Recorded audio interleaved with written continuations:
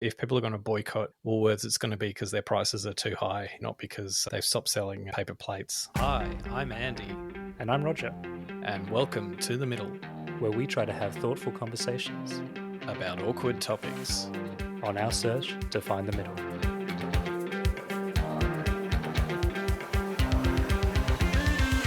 That's fatphobic. I don't feel war. I just order halfway to Siwa. A few moments ago, Buckingham Palace announced the death of Her Majesty Queen Elizabeth II. I act as if God exists. Put your masks on. How dare you! You have stolen my dreams, my childhood, with your empty words. Andy, how you doing? Oh, good, thanks. How are you? Yeah, I'm not too bad. So I think we wanted to launch in straight to do an opener for the listener question this week. Obviously, the last time we tried this, it took the whole episode. So let's get on the front foot and try to keep the guardrails on, the bumper bowling, if you will. So let me hit it. All right. So we have a listener question in here all the way back from episode 42, which was education. And it says, "Hi, Andy and Roger. I was really disappointed with your recent discussion on the education system. You mentioned the increasing reliance on technology in classrooms, but your analysis seems superficial and lacking depth. As a progressive, I believe in the transformative power of education, and it's frustrating to see you not advocating strongly enough for a more innovative and inclusive approach. How can you justify such a passive stance when there's a clear need for radical reform in our education system in Australia?" Well, thank you for the compliment. Superficial and lacking depth, our analysis. I'm actually not sure what the question there is in that, other than this listener. Obviously, thank you for listening, and I appreciate your progressive values and support for the education system. But you know what that made me feel like listening to that? Like I was back in the classroom. This person is definitely a teacher. A teacher, absolutely. No, okay, so I can't quite remember what it is that they might be reacting to, but I'll reiterate maybe a couple of things. So in my view anyway, is that, education, the transformative power of education as a progressive. So I think there's often this misnomer among progressives or people who kind of, maybe like believe in things like, equality and social mobility and things like that, that education is really important because it's like the key to unlocking social mobility and economic mobility. So people who, in one generation, maybe weren't quite so lucky and in, maybe a lower socioeconomic kind of segment of society, that through the power of education and a good quality education system, which is very inclusive, that you can allow then the next generation to be, at least have as much a chance to be in any quadrant of society than not necessarily to be affected by that. But I think in practice, what happens is the education system as it currently exists entrenches these sorts of inequalities. So you have a system where if you're in a lower socioeconomic segment of society, the education system itself works against social mobility. So if you're in a lower socioeconomic part of, say, Sydney, you're likely to go to a lower socioeconomic school, which means you're likely to socialize with lower socioeconomic peers, which then means you're less likely to undertake certain future activities or go to university or aspire to certain things, and it actually entrenches the status quo rather than empowering kind of a different approach. Whereas if you just had a situation where maybe this is the system we had maybe 50 years ago, if you're a hard worker, you can get a good job, and you have it's your hard work and your tenacity that gets you by. So anyway, I don't think it's quite the silver bullet that progressives think it is. Yeah, I mean, I'm just kind of scanning the question again while you're talking to see if we're actually responding to it. But I think that there are a few parts, right? So I think that they talk about the increasing reliance on technology in the classroom. Now, I kind of think that our main comments were, we had a section where we spoke about AI and really actually urging curriculum to embrace the changes that are happening in the industry, and especially around AI. So I'm not really sure that that computes for me. Excuse the pun. And then I remember really talking about in that episode this idea of the signaling aspects of especially degrees and higher education. And I think that what the listener is actually talking about here is that maybe they've conflated this idea that we don't support education versus some of the signaling aspects that we're talking about. Because we had a whole section saying that we actually really do support lifelong learning and all those kind of things. And the acquisition of real skills is what drives you forward, not just, accreditations and things like that. So I think maybe the message kind of landed a little bit incorrectly there for this particular listener. And if you're listening, absolutely, we value lifelong learning and education. But this is more of a critique on the education system. So in that way, where we said that, there's clear need for radical reform in our education system, I think that, we're in the same boat there, right?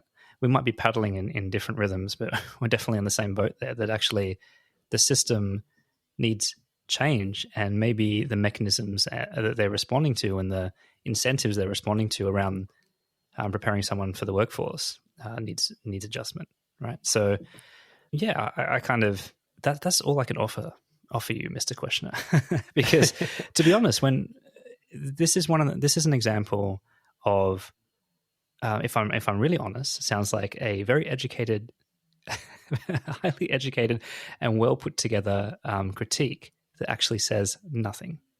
So I would actually challenge you to say that if you are progressive, actually try to focus in on the conversation. What do you really want to discuss here? What would you like us to expand on? Because you haven't given us a lot to work with. Now, I hope you don't take that as Roger being very offended by this question. I'm not. I'm just hoping that maybe we could have a more fruitful discussion about it.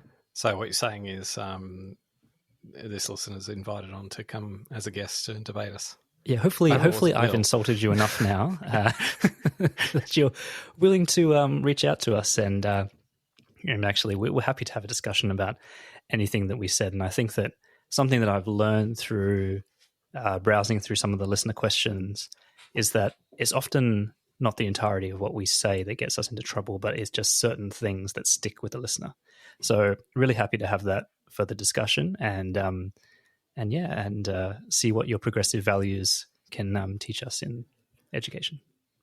I would just to close out on this question, I would absolutely endorse the need that acknowledges the need for radical reform. But unfortunately, when you throw out the notion of radical reform, it's as much likely to go in a radical direction opposite to the one that you want it to go in as it is to go in the direction that you do want it to go in. So sometimes the status quo is as pale and stale as it might be. A gradualist approach to change sometimes is best. Yeah, and that comes from everyone thinking that they have the right answer. And can I at least get some points for the progressive joke of the Gonski? I thought that was worth it on that episode. Okay. All right. So today we're recording this a couple of weeks out from Australia Day, and this might come out around that time, but where we are, just for our listeners, where we are at right now as we're recording it in the current kind of political climate is that there is this massive contemporary controversy relating to Woolworths deciding that it will not stock Australia Day merchandise. And they say partly it's because no one buys the shit, right? Let's be honest. But they did, as far as I'm aware, they did say that it is also because of the symbolic and meaning of Australia Day, and it isn't just because no one buys it. So it isn't just a commercial decision. It's also like there is some meaning to the decision. There is some intent. I think the words that they used were something to the tune of it means different things to different people in the community, right? So look, I think that your point stands that around this is a few weeks out from Australia Day, but God, is there anything that makes you feel this sense of deja vu and the discussion around Australia Day, right? Because you feel like we were just having this conversation 6 months ago, but it's a year ago. And we start talking about it a month in advance as soon as Christmas is finished. And it goes on and on. The news kind of have their go, and the politicians jump on board for a few easy back and forths. Look, getting to the heart of... So what I wanted to say about that is just that it must be so fatiguing for the people that really have some skin in the game here. You know, and I want to really acknowledge that you know, the people, you know, First Nations people, Indigenous people must be really fatiguing this time of year for them, right? Because it's just the same thing over and over. Now, on the Woolworths side, so I think that I just really... So number one, let me share this. Woolworths has taken the stance to say, money where our mouth is. We are no longer stocking Australian flags, you know, thongs, merchandise for Australia Day, all these kind of things, kangaroos and all that kind of stuff. And Coles, our other big supermarket competitor, has not chosen to do that. So I actually went to Coles today, and I've got to say, while they have not followed suit and made a strong stand about selling Australian Day merchandise, they might as well have, because literally it was the most pitiful aisle that I've ever seen. It literally was like one stand. It had a couple of like miniature flags, a couple of cups, and then literally like aluminium foil barbecue utensils down the bottom. It was really pitiful. It was actually made me feel sad. Maybe they should have just done the whole thing rather than doing the crappiest stand. And the real irony from all this is that the Asian $2 store is the one that's like breaming with Australian merchandise, right? And it's like... Well, it's all from China though, right? Well, yeah. And it's like, you got to go there now to the $2 shop to get all your stuff if you want them. And, you know, they're the ones that aren't waving the flags. They're just selling it like a drug dealer that doesn't get high on their own supply. They just make sure that they sell it. I think the whole thing is ridiculous. I really, really do. I feel like it is such a divisive thing to take a stand on selling the Australian flag as well. Like that particular element of it, I think is actually... it makes me feel icky, right? Like I understand the sensitivities about it. I understand all this kind of stuff. But I think what essentially happens is you end up vilifying this idea of national pride and this idea of what the flag means, right? And like, I think that is a step in the wrong direction, right? Like you need to be able to unlink the two, right? And I'm a fan of the Southern Cross bikini as well. I think that has good comedic value for both men and women on the day. The temporary tattoos are probably a higher seller though. But seriously, like, I mean, talk about.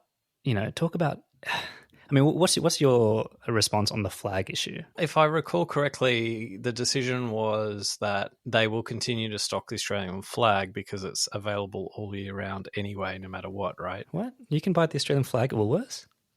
Apparently. I'm not sure it's a big seller though, but you know, like probably the like a napkin or something. Yeah, or I don't know, something like that. But look, okay, so this is my take on the issue, the broader issue. So, of course, like, if Coles and Woolies and any other supermarket or retailer decided that we're going to, like, sales were down last year, so what we're going to do is we're just going to scale it back a bit, or even scale it back to zero if it didn't warrant the aisle space or whatever, that would be totally fine. Like, there would be no calamity about this. There'd be no controversy. But I think the bit that I think is, like, questionable is the whole like making it a public affairs thing. So making it like a public statement about it, and I'm just picturing like whatever kind of marketing, you know, boardroom meeting that they had to decide this.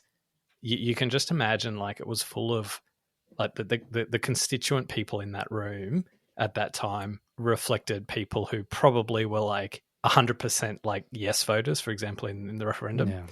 And you can just imagine them thinking, "Oh, this is a winner. Like we're gonna make our stand. Like, you know, we want to be good corporate citizens, so we're gonna do what we think's right." But I think if they didn't learn from the referendum that mainstream Australia doesn't think like that, that there will still be like this will be divisive. I mean, it has been divisive, right? I mean, there will be people who strongly support Woolworths for taking this stand, but there will be people who will genuinely follow the Peter Dutton's call to boycott Woolworths, right? There will be people who will actually do this, and I don't think they. And these are people who wouldn't have bought Australia Day merchandise anyway, but will just do it because they don't like the notion of like elites kind of telling them that they shouldn't be buying like green and gold flags and thongs and all that sort of jazz. If you're going to make this is my point, right? If you're going to make something divisive, maybe don't do it with like our national coat of arms and the Australian flag.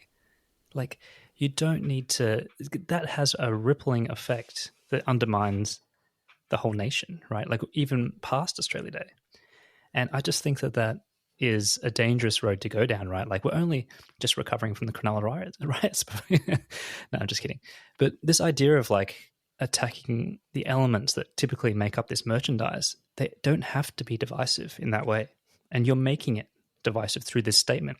And don't try to hide behind this like, oh, is kind of a commercial reason, but also is a social reason, right? Like, do you know how much crap they sell at Woolworths? They have shelves with like sewing kits and like air fryers and like steamers and stuff like this, like for garments. Don't tell me that you couldn't sacrifice a little bit for this, right? Like, don't try to hide behind that. You're doing it to appease some kind of employee base or whatever it is. We've spoken about this in the past, right? And where we got to in the discussion was that that they do this, big corporations do this because they don't want to lose what they see as a talent base, which is overwhelmingly on the left. I've been thinking about this and it doesn't sit well with me. Like, is that still what you think is happening?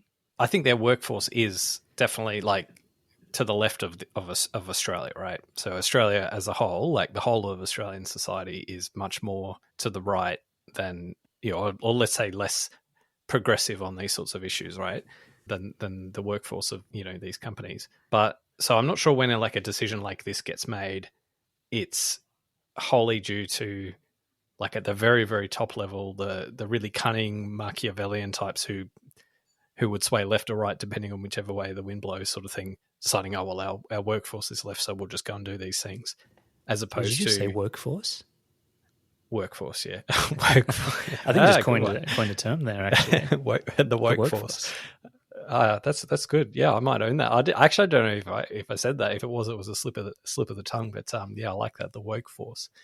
Yeah, so the workforce, I think, makes these decisions because they're woke, right? And and then like maybe then at a more senior level, like whatever, just I don't care. I'm not going to battle this in. But I want to like put out there that yes, Woolworths will stop selling like the paper plates with the kangaroo on it and that kind of stuff, and all the green and gold streamers and all that sort of useless crap that frankly I'm not going to miss too much.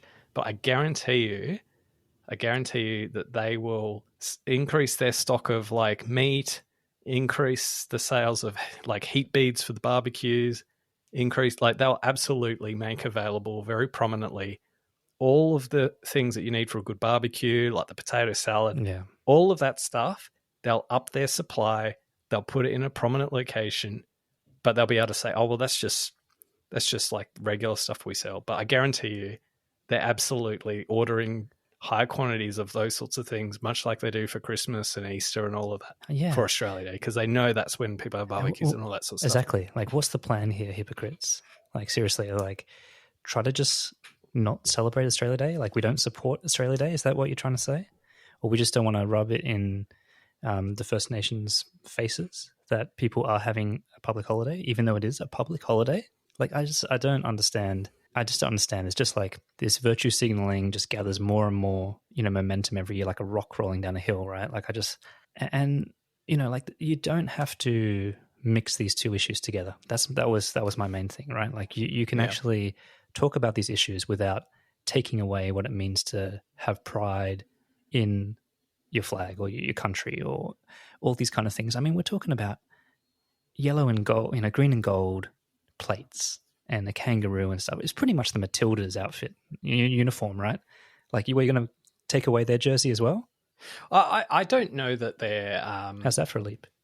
Okay, so like, I mean, you made a comment about like this happens every year, like the same old conversation about Australia Day, and we talked about it like a year ago, right? And I can't remember what I exactly said in the episode, but like my view on this is that if Australia Day, like as in the day of the 26th of January and all the associated like symbolism of it, isn't kind of appropriate for or doesn't feel inclusive for First Nations Australians, then I'm actually of the view that it probably going forward isn't viable as like a going concern. Like, so eventually, like we'll get to a point where the Australian public will agree that that it's got to change or we've got to do something different. And we're not there yet, but I think it's just the momentum's there that we will change. And I think it's appropriate probably that it changes, you know, if it's more than just like a fringe group that want to make noise about something just because they're always going to make noise about it. But that said, I think this is just a very cynical kind of, you know, it's just a little bit, it's just a little bit cynical, this one.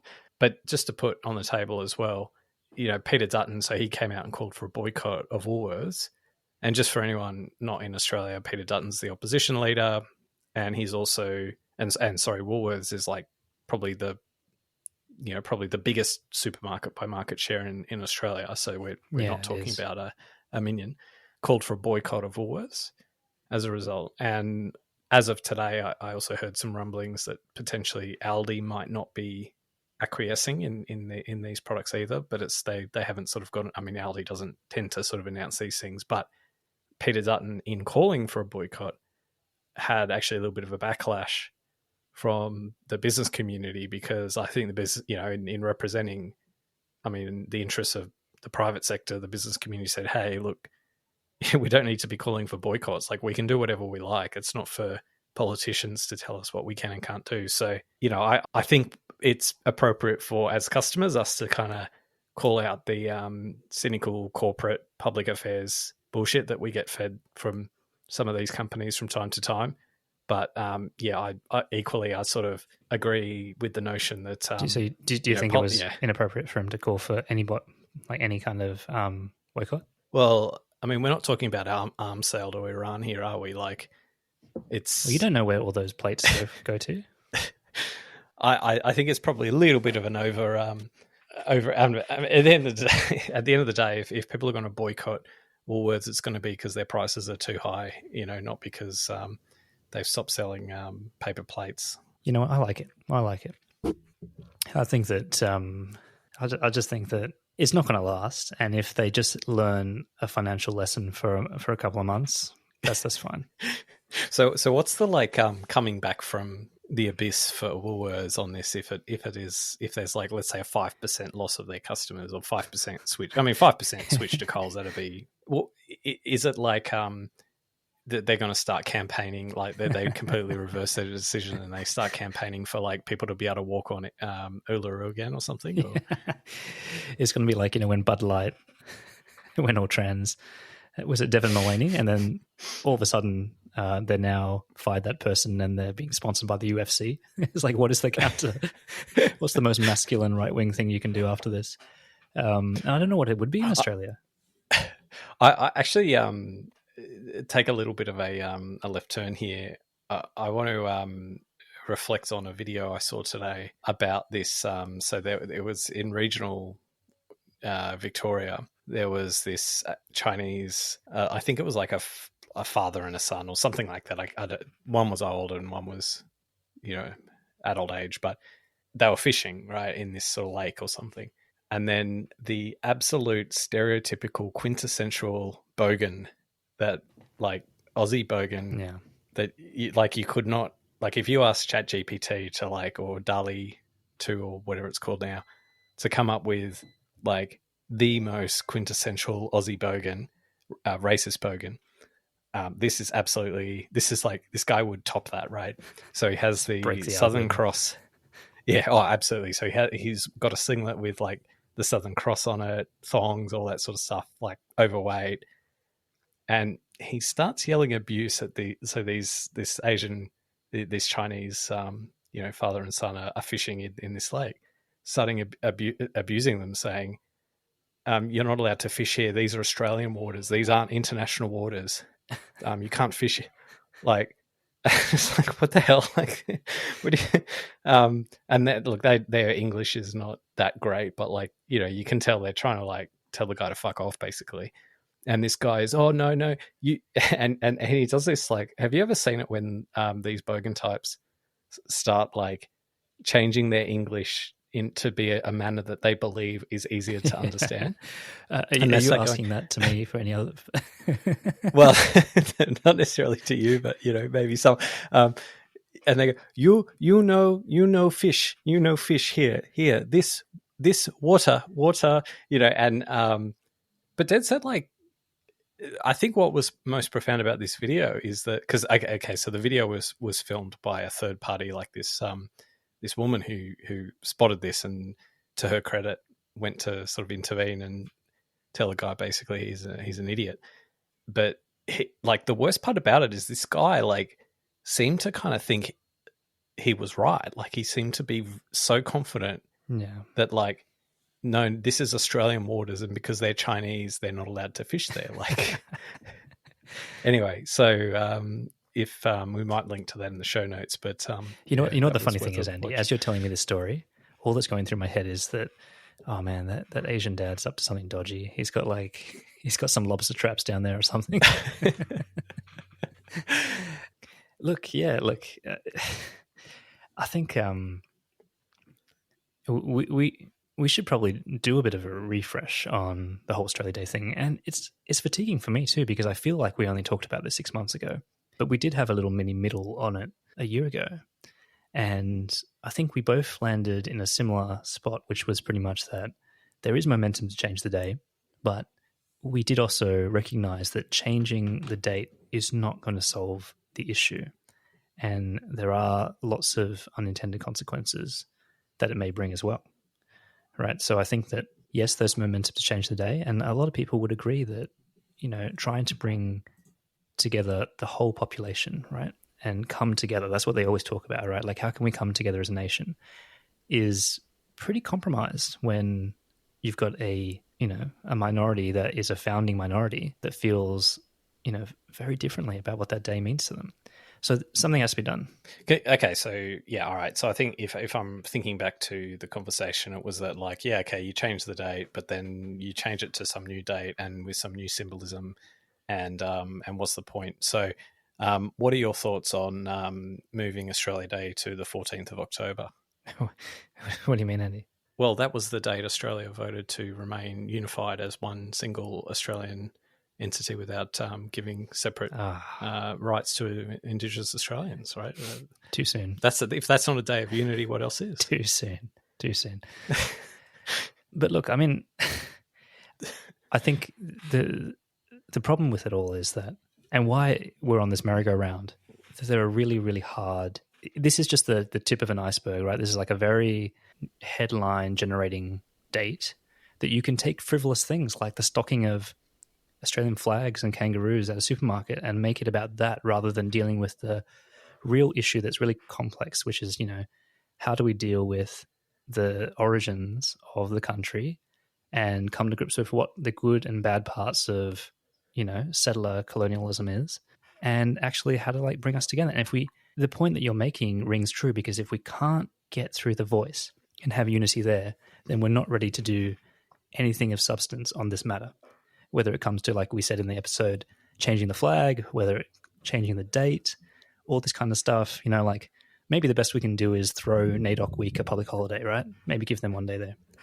Do you know what? I don't want Australia Day to mean anything, really. And I think if it meant anything, it would be destined to fail. So, and by meaning anything, what I mean is, like, if you add some symbolism to the date, as in you say, 26th of January, that's the date that, you know, I don't know, something really bad happened for Indigenous Australians or whatever.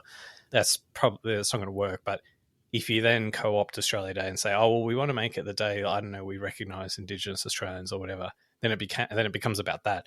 I want Australia Day to be like Independence Day in America, where it's just this big party and you have fireworks and you have barbecues and you have all of the merchandise that Woolworths has banned, and you make it a really good vibe and happy, and everyone loves it, right? You've just nailed it though, Andy, because that's what you need to do, right? So we need Independence Day. right? So what we have to do is bring Anthony Mundine out of retirement. He fights Harry, and obviously Mundine wins.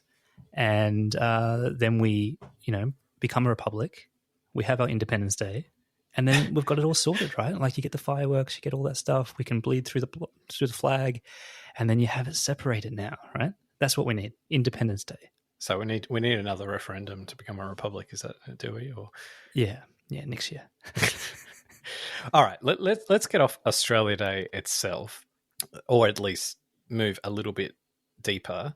Let's talk a little bit now about nationalism and patriotism, and I've just said like Independence Day in America is cool, or it's fun, or whatever, but I don't like necessarily like the really like jingoistic sort of side of it, and America, yeah, kind of that vibe isn't that great, and I don't think that's good to like cultivate in like really like I don't think building that is, I mean, it helps politically, it helps for other reasons, but I don't think it's generally a good thing.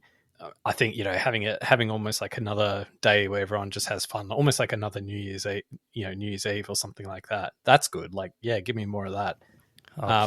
Please, Andy.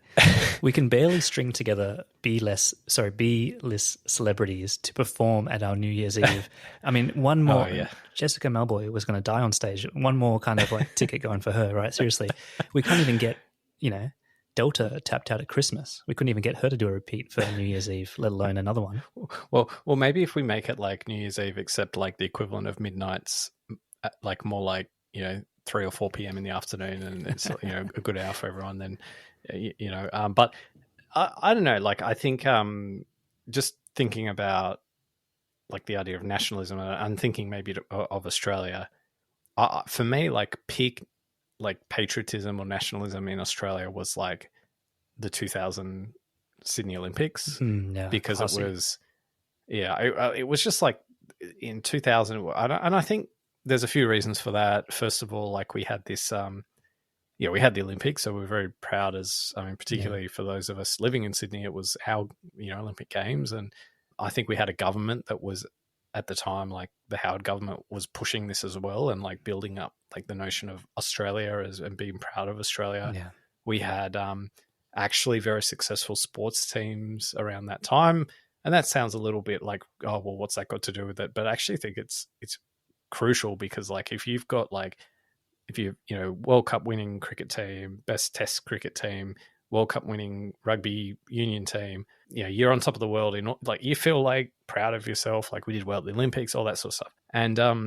And then I think that kind of produced, because it was only then a few years later we had then like or maybe five or so years later, where we had the Cronulla riots, which was like where a lot of that turned quite dark. And we do see this kind of trajectory in other countries too, where they promote like patriotic education, and then and then like I guess the tail effect of that is, kind of really quite ideological, and it encourages people, or it allows people to be frankly racist, or to be more likely to be racist or against others, right? That's what I meant about the flag though, right? The Cronulla riots was the cultural turning point, I think, in pop culture anyway, where the Australian flag started to become this flag that represented an undertone of boganism, racist thoughts, that kind of vibe, right? And I think when that happens, and you're right, it does happen in other countries, you have to push back. The rest of decent society has to push back against that and not let a few kind of rowdy people claim that flag, because that is the country's flag, and you're compromising the structure of it all, right? Like no one, and I think it gets caught up in this whole American kind of stuff as well, right? Like it's no problem for, say, like Italians to be proud of Italy, or all this kind of stuff like that, right? Like I think that there's lots of good things about being a patriot for your country. We have this icky feeling because of the connotations of some of these things that have happened around racial conflict. But isn't like part of the difference that when you said like being proud of Italy, it's not so much Italy, the country, or the political entity of Italy or the Italian government, it's Italian culture and Italian food and the Italian way of life. And even in like America, Australia, like we don't have that. Like we don't have our own culture really. Like we don't have. I mean, America doesn't have really its own culture. Like America is just a hodgepodge of European cultures, right? Well, I would say that the Cronulla it. riots was a clash of cultures. Yeah, but like more so in that you had insiders and outsiders, and you had this notion of like outsiders coming into the space. I mean, that was the beach, and you know,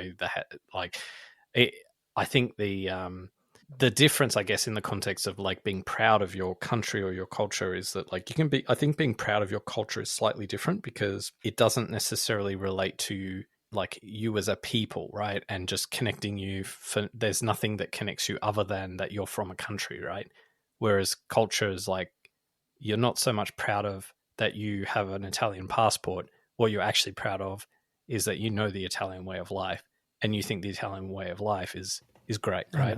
Whether you live in America or Italy or wherever you live. I get the distinction, but I mean, there's a reason that we take away the Russian flag when they're under sanctions from competing, right? Like the two things are linked, right? This idea of your emblem, your insignia, right? Like your kind of flag.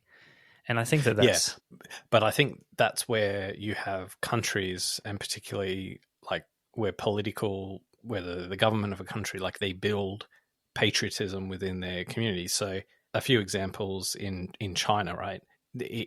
There was like patriotic education commenced, I think, in the 2000s, but didn't exist prior to that.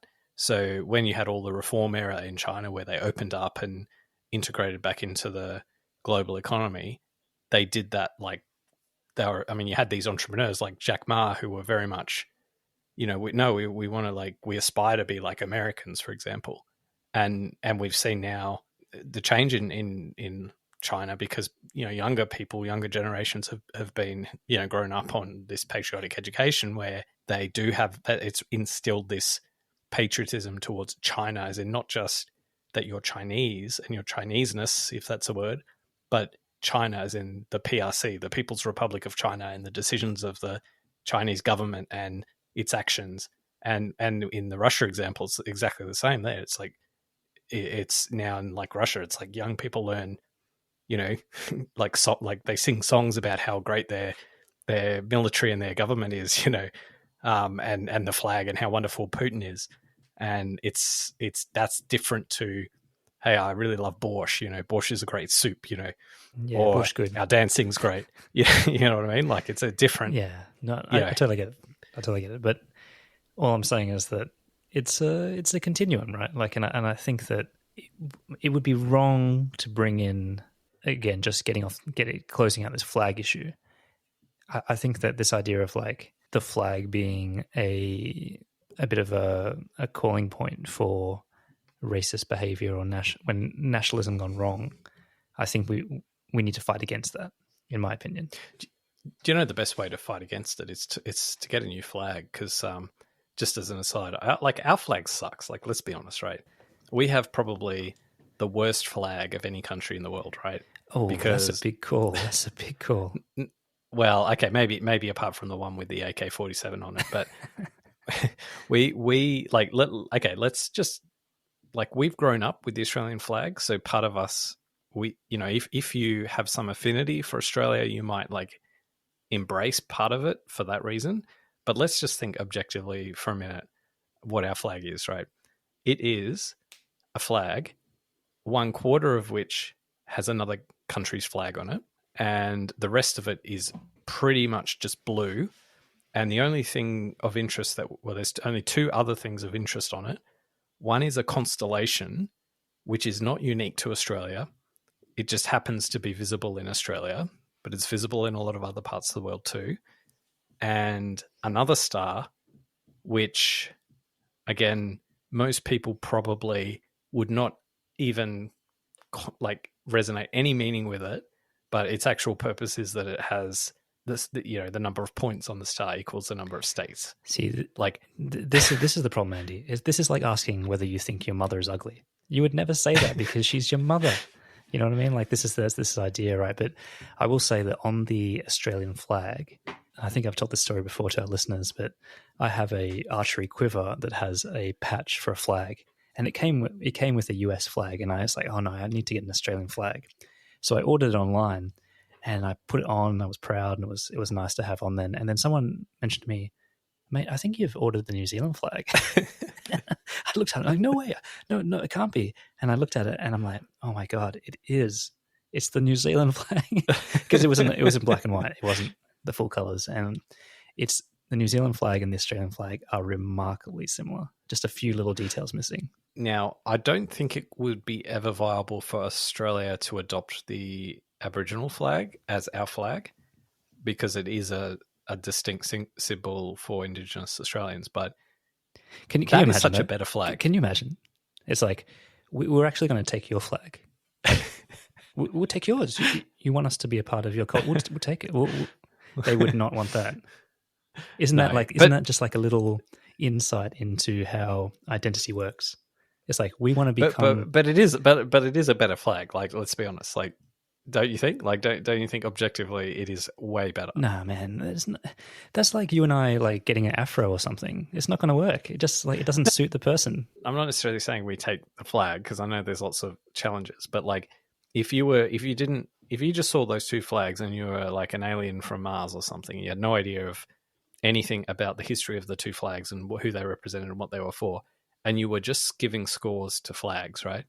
Now, the Aboriginal flag might not be like a 10 out of 10, but like, I reckon the Australian flag would probably be like a 3 out of 10, and I reckon the Aboriginal flag would be at least a 7 or 8. Nah, I disagree, man. I reckon if you're on the shore of an island and you see two naval ships coming towards you, one had the Aboriginal flag with like the round, like in the block colours and stuff, and then you had the Stars and Stripes or the Union Jack or Australian flag coming at you and other ships, you'd revere that a bit more, I think.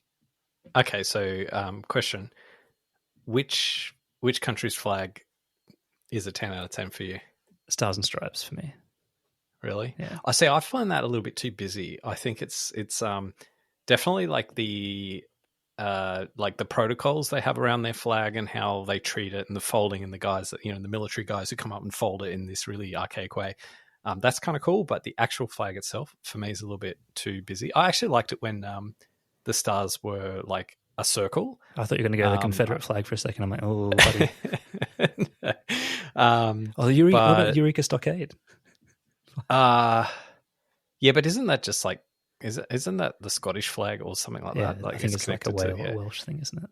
Yeah. I actually like, for its simplicity, the variants of like tricolour flags, where they have three, whichever. The problem with tries though is it's so easy. You get one wrong or the order wrong, and it can mean a whole other country. So I think it's like it's dangerous. I quite like the one we were talking about a couple of episodes ago, where it's like the LGBT Palestine flag. That's like has the has like the nice kind of like chevron, but then the kind of the cutting parallel lines. I quite like that. So I am going to do a live on-air ChatGPT question. I'm going to ask, what is the most popular flag by visual appearance? Also, is it a coincidence that the Brazilian flag looks like a soccer ball? Japan's pretty good as well in terms of simplicity. I think Japan's pretty good. And then if you want a bit more of like a Game of Thrones kind of vibe, I think you can't go past like the Wales flag with the, like the griffin kind of dragony thing. So it's given me 7. So these are the 7 best flags. The flag of Nepal, which I think I vaguely have an idea of what it looks like, but it's described here as consisting of 2 stacked triangles. Obviously, it's like, hey, we're different to everyone, so we're going to have I kind of like that. That's kind of cool. Flag of Japan, flag of Canada. US come on. The maple leaf. So what we should actually just maybe our Australian flag should just be like the Canadian flag, but instead of the maple leaf, we just have like a kangaroo or something. Just like a Bunnings sausage, but make it not look like a dick. Oh, I like that. Flag of Brazil, flag of South Africa, and flag of the UK, the Union Jack. So actually, the Union Jack, like, to be fair, it's like a strong flag. that's quite. Although it looks again very busy. It's Anyway, Yeah, I think the Union Jack is a good one. It's just that we are, again, a derivative of that. so can I ask you? Now, you've spoken before on the podcast about your heritage and as a first generation Australian, and I guess I'm curious if you maybe can tell me a little bit about how you sort of feel as an Australian, particularly when it comes to the topic of like national pride and stuff like that, where your folks coming from Malaysia. Yeah. Look, I think it goes when you're an immigrant or you're a first generation Australian, it kind of goes two ways, right? In different measures, depending on your experience and your parents' experience in the country. And the first way it goes is that you experience a lot of disadvantage or racism or unpleasant kind of things growing up, and you reject this idea of what the culture is. And so you have a bit of a chip on your shoulder. You always feel a bit other, and you never really buy into this stuff. And it can manifest in lots of different ways. And just this idea of not really sharing, not feeling like an Australian. And I've had different parts of that manifest growing up. Like, for example, like a lot of kids growing up in Australia, we often had an excursion in primary school to the War Memorial in Canberra.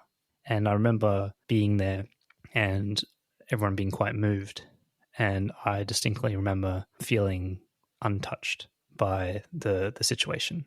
And when I look back, I kind of think that maybe it was from some of the things I was talking about, where it didn't lock me into a sense of feeling pride or benefit from that at that point in time in my life because of some of those other things. Now that's changed since then.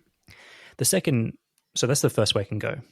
The second way it can go in equal measure and sometimes more is this idea of really reflecting on how lucky you are to have this opportunity to be in Australia. And I feel like immigrants who come from certain countries, certain kind of like, say, Asian countries and other things like that, acutely feel that, and they understand that why they have put their family through what they have is to provide a better life.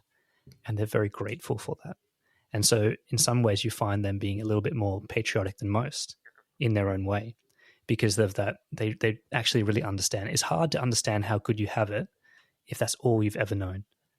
But if you understand what life is like for, say, relatives that haven't, back home, or grandparents and things like that, and you understand how functional and how much opportunity there is in Australia, you really feel that as well.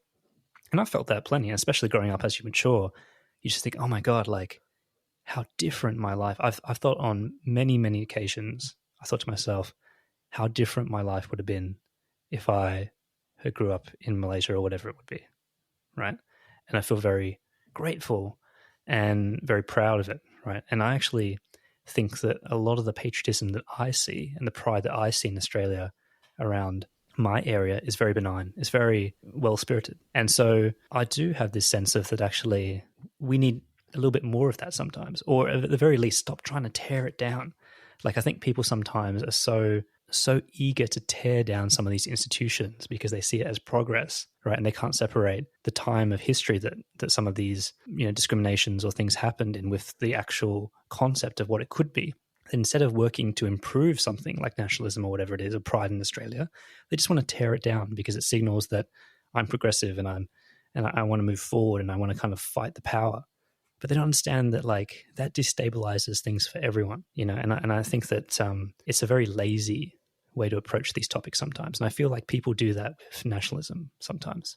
So that's kind of like how I see those two sides, right? And I know different immigrant experiences that are in different ratios of the two things that I mentioned, or they flip back and forth between them of feeling really disgruntled at some of the otherness that they feel, and they never truly accept it and they never truly embrace it. To other times they're hyper, like you meet the you meet the Italian grocer who is like more Australian than Australian, right? Like it's just, and they're so grateful and happy to be here, versus people who are just like bitter about it. And I think that that just depends on your experience. I think sometimes I'm not sure if it's like the opposite of what you've just described, but I definitely know it's a thing because I felt it myself, if I'm honest, is that when you, as an Australian who, you grew up in Australia and that's essentially, I mean, that's your country. I mean, you don't know any other identity. Yeah.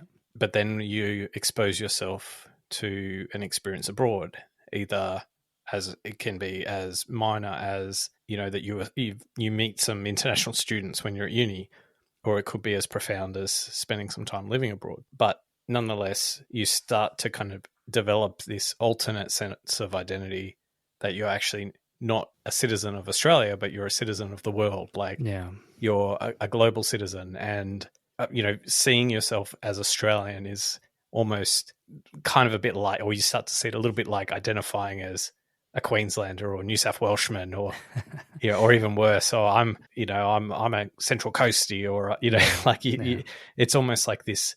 You stop looking at these smaller kind of senses of identity and start to think a bit more global. And then that's where you get all these charges of like, the global elite off in Davos, deciding how many children they're going to kidnap or whatever. A really good example of that, Andy, is how like when people go on their gap year, so the first time they go to Europe and when they come back to Australia, they are intolerable because of their attitudes around the fact that they've blossomed. They've they had their eat, pray, love experience, and now because they ate some Italian pasta and gelato near the Trevi, they somehow understand some secrets about life that Australians have been ignorant about for many, many years.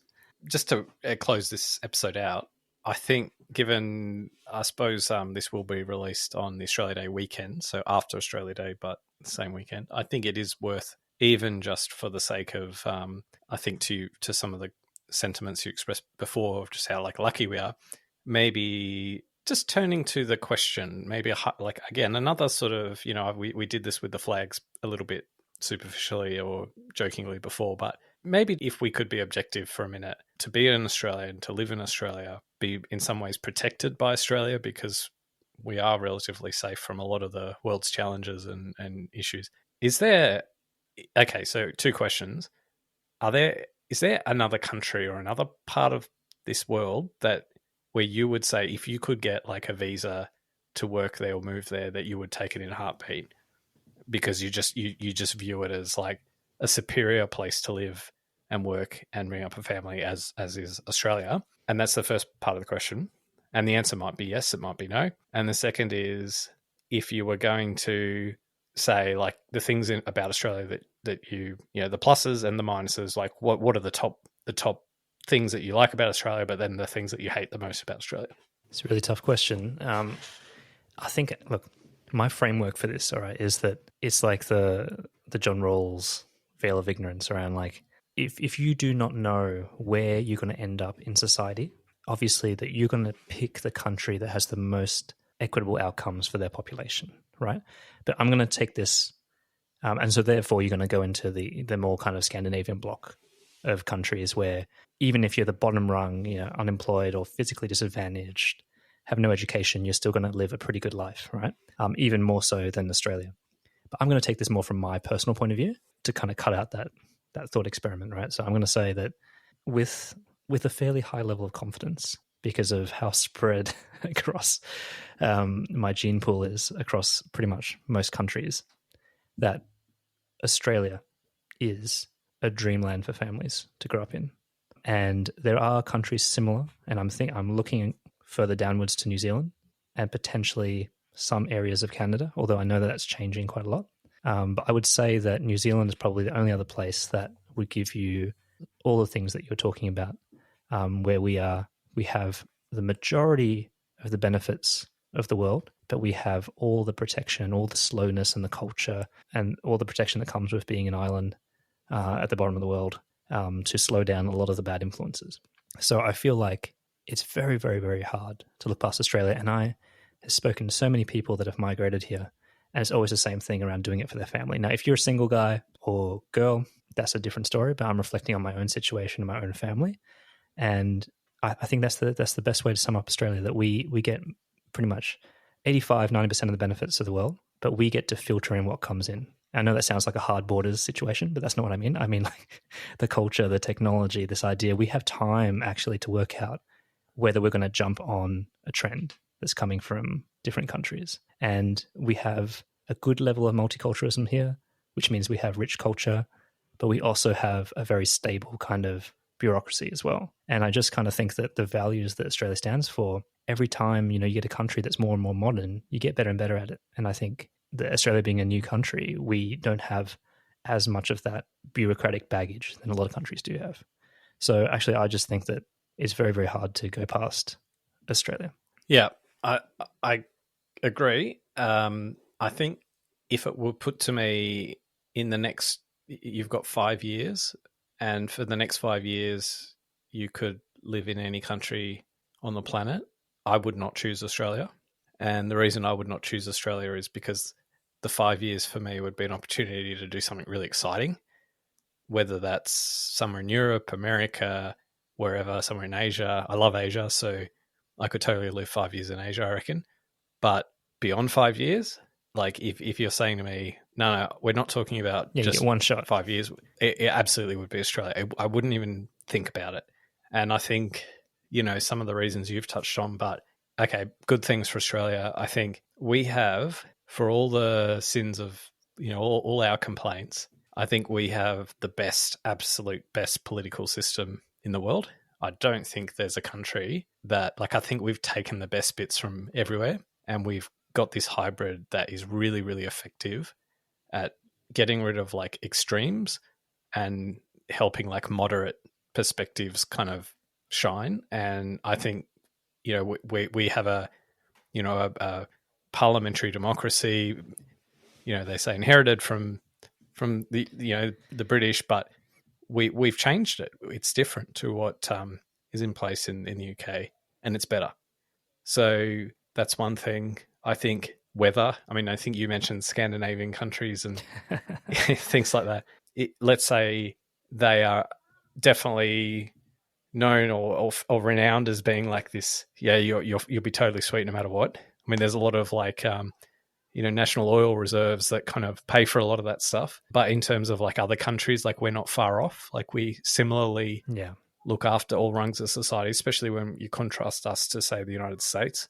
So, but back to the weather concept, there's very few places in the world where you can kind of just have the lifestyle that we have with.